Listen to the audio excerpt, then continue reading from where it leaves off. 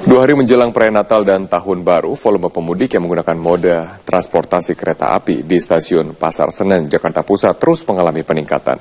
PT KAI menambah rangkaian kereta tambahan untuk mengakomodir jumlah penumpang yang membludak.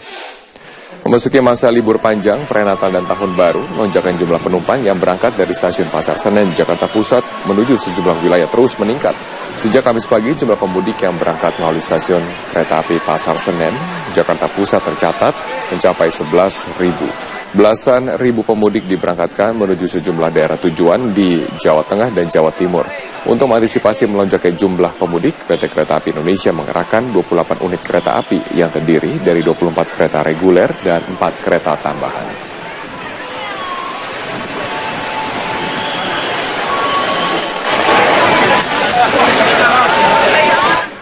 Kita beralih ke informasi, KPK menahan tersangka kasus suap pengadaan alat monitoring satelit di Badan Keamanan Laut, Fahmi Darmawansyah. Untuk informasi selengkapnya kita bergabung bersama dengan rekan kami, Gadis Bianca, langsung dari Gedung KPK di Jakarta. Gadis, apa saja yang disampaikan Fahmi selama dalam proses pemeriksaan? Robert, ada sejumlah pernyataan yang disampaikan oleh Fahmi Darmawansyah ketika ia keluar selesai menjalani pemeriksaan dan langsung resmi ditahan oleh penyidik KPK. Pertama, ia menyatakan bahwa ia berpasrah diri terhadap kasus yang saat ini melibatkan dirinya. Dan yang kedua, ia pun menyatakan bahwa ia sama sekali tidak mengenal pejabat Badan Keamanan Laut, Eko Susilo Hadi, yang juga dijadikan tersangka oleh penyidik KPK. Selain itu, Fahmi pun membantah bahwa ia merupakan buron dari KPK karena saat pemeriksaan atau saat ia disangkakan sebagai tersangka oleh KPK, ia sedang berada di luar negeri. Dan keberadaannya di luar negeri ini pun juga sudah dikoordinasikan dengan penyidik KPK. Sementara itu, pihak kuasa hukum dari Fahmi Darmawansyah, yakni adalah Magdir Ismail, menyatakan atau menjelaskan bahwa Fahmi Darmawansyah ini memang tidak mengenal pihak pejabat dari Badan Keamanan Laut yang merupakan penerima suap dari kasus ini. Dan ia menjelaskan bahwa memang perusahaan Melati Techno Indonesia atau PT MTI ini merupakan atau baru diakuisisi oleh Fahmi, sehingga proses pengadaan atau tender yang dilakukan antara PT MTI bersama dengan Bakamla ini tidak diketahui banyak oleh Fahmi, dan juga ia pun tidak mengenal jauh dua staf atau 2 karyawannya yang juga menjadi tersangka dalam kasus ini. Dan sementara itu juga pihak kuasa hukum atau Magdir Ismail tadi mempertanyakan mengapa tadi dalam pemeriksaan Fahmi langsung ditahan oleh penyidik KPK, karena seharusnya pemeriksaan terhadap Fahmi pada sore hari ini atau pada hari ini ialah pemeriksaan terhadap dirinya sebagai saksi untuk tersangka Eko Susilo Hadi yang juga menjadi tersangka atau penerima suap dalam kasus ini.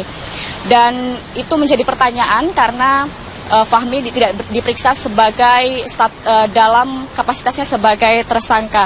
Dan setelah resmi ditahan oleh penyidik KPK, selanjutnya Fahmi akan ditahan di rutan KPK untuk masa percobaan selama 20 hari.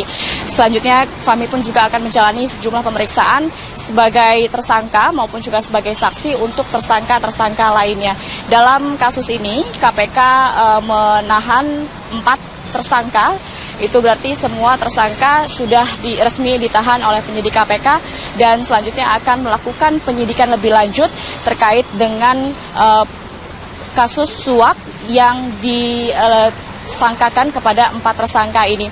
Dan memang pihak KPK pun terus mendalami pihak-pihak yang diduga terlibat dalam kasus suap ini, karena juga sebelumnya disebutkan bahwa KPK menduga ada perwira tinggi TNI yang juga terlibat dalam kasus suap alat monitoring satelit di Badan Keamanan Laut. Robert.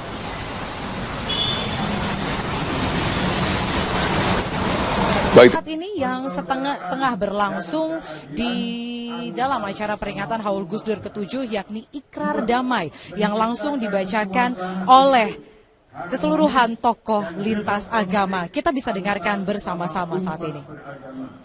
3. memelihara keberagaman dan perbedaan dengan saling melindungi berbagai agama dan keyakinan yang ada di Indonesia secara tulus dan sungguh-sungguh. 4. Ikrar damai umat beragama di Indonesia langsung dibacakan oleh tokoh-tokoh agama. Ada dari agama Islam, Hindu, Buddha, Kristen, Katolik keseluruhan bersama-sama membacakan ikrar damai dalam bentuk toleransi umat beragama. Semoga Tuhan Yang Maha Kuasa meridhai dan melindungi kita semua. Ciganjur, 23 Desember. Ya, seperti yang sudah disampaikan, itu adalah ikrar damai umat beragama di Indonesia yang disampaikan oleh tokoh lintas agama. Dan kalau misalnya kita bisa melihat secara langsung saat ini sudah banyak sekali tokoh pemerintah, masyarakat, kemudian juga bahkan keluarga dari almarhum Gus Dur. Saat ini sudah ada istri dari almarhum Gus Dur, Sinta, yang kemudian juga bersama dengan anak-anak dari almarhum Gus Dur yang turut serta dalam acara peringatan Haul Gus Dur ini. Dan saat ini yang tengah akan dilakukan adalah tanda tangan ikrar damai umat beragama di Indonesia. Karena untuk acara dari peringatan Haul Gus Dur ke-7 tahun ini mengusung tema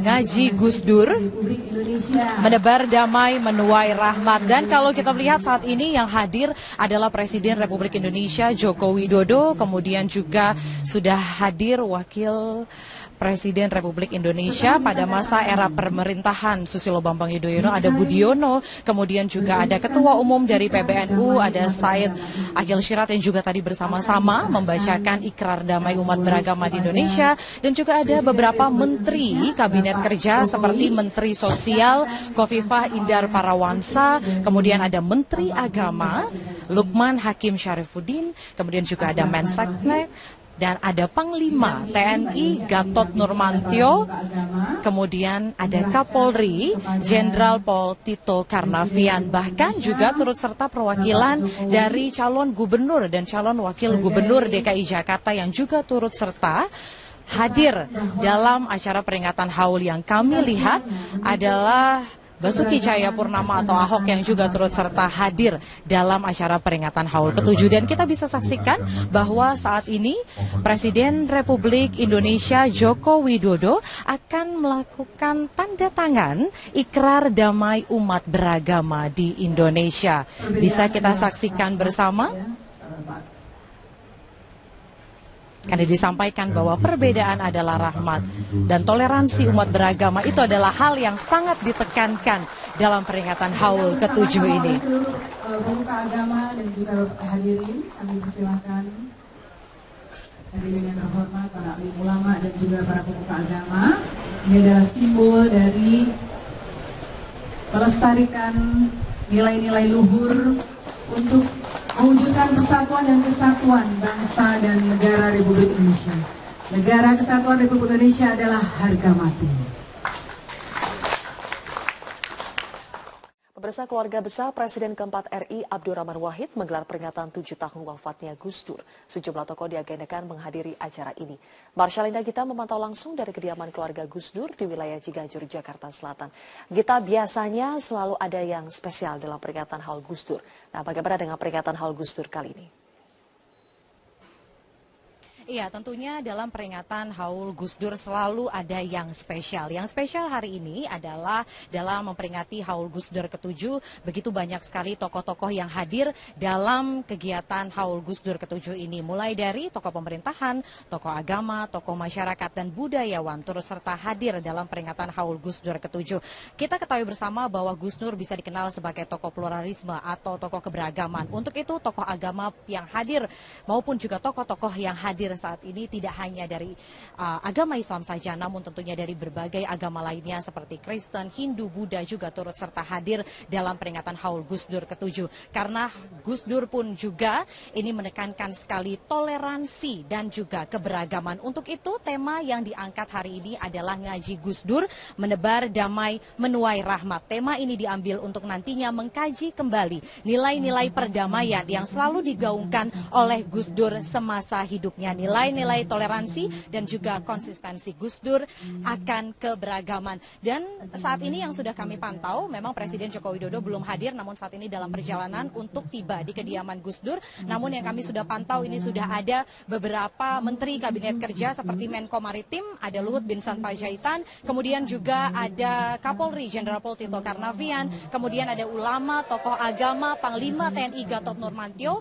Ketua Umum dari PBNU Said Akil Siraj juga saat ini sudah hadir. Bahkan juga calon gubernur dan wakil gubernur DKI Jakarta nomor urut 1, 2, dan 3 juga turut serta diundang. Dan yang hadir saat ini adalah calon gubernur DKI Jakarta petahana Basuki Cahayapurnama yang sudah tiba di kediaman almarhum Gus Dur. Nantinya acara ini akan digelar sebentar lagi, sekitar 5 menit lagi, dan kita akan menyaksikan seperti apa jalannya kegiatan peringatan Haul Gus Dur ke-7 tahun.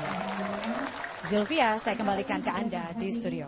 Marshalina, kita melaporkan langsung dari Ciganjur, Jakarta Selatan. Gita, apakah Presiden Joko Widodo sudah tiba dan apa acara yang sedang berlangsung saat ini? Presiden Republik Indonesia Joko Widodo sudah hadir di peringatan Haul Gus Dur ke-7 tahun, tepat di kediaman almarhum Gus Dur di wilayah Ciganjur, Jakarta Selatan. Tadi Presiden Republik Indonesia Joko Widodo tiba pada pukul 20.45 waktu Indonesia Barat. Dan saat ini yang tengah digelar adalah tahlil dan juga maulid, karena dalam peringatan Haul Gus Dur ke-7 ini juga dalam rangka peringatan maulid Nabi Muhammad SAW. Dan saat ini bisa dilihat bahwa keseluruhan tokoh agama, lintas agama hadir dari pemerintahan. Bisa kita lihat bahwa ada Presiden Republik Indonesia Joko Widodo, ada juga Wakil Presiden Republik Indonesia pada era pemerintahan Susilo Bambang Yudhoyono, ada Budiono, kemudian juga ada Menteri Kabinet Kerja seperti Menteri Agama, ada Menteri Sosial Khofifah Indar Parawansa, ada Panglima TNI Gatot Nurmantio, Kapolri Jenderal Pol Tito Karnavian, dan keluarga dari almarhum Gus Dur ini juga turut serta hadir dalam peringatan Haul Gus Dur ke-7 tahun ini. Banyak sekali rangkaian kegiatan yang akan digelar dalam peringatan Haul Gus Dur ke-7. Tadi pertama kita sudah bersama-sama mendengarkan doa bersama yang dipimpin oleh Kiai Haji Hashim, kemudian juga akan ada tausiah, kemudian juga akan deklarasi damai yang disampaikan oleh tokoh-tokoh lintas agama. Dalam Haul Gus Dur ke-7 tahun ini mengusung tema ngaji Gus Dur, menebar damai, menuai rahmat, yang artinya bahwa tema ini diambil untuk nantinya mengkaji kembali nilai-nilai perdamaian yang selalu digaungkan oleh Gus Dur semasa hidupnya. Nilai-nilai toleransi, konsistensi Gus Dur akan keberagaman. Itu adalah hal-hal yang begitu ditekankan sekali dalam peringatan Haul Gus Dur ke-7 tahun ini, yakni kembali mengkaji-kaji nilai-nilai toleransi dan juga keberagaman. Untuk itu tokoh lintas agama pun juga turut hadir dalam peringatan Haul Gus Dur ke-7 tahun ini. Bahkan ada sekitar 7.000 orang dari santri dari berbagai pondok pesantren, dan juga ada dari majelis taklim dari berbagai wilayah, tidak hanya Jakarta namun juga dari wilayah Jawa Tengah dan Jawa Timur. Acara ini rencananya akan digelar hingga pukul 23 waktu Indonesia Barat. Untuk sementara demikian informasi yang dapat saya sampaikan langsung dari kediaman almarhum Gus Dur. Kembali ke studio. Marshalina, kita melaporkan langsung. Terima kasih.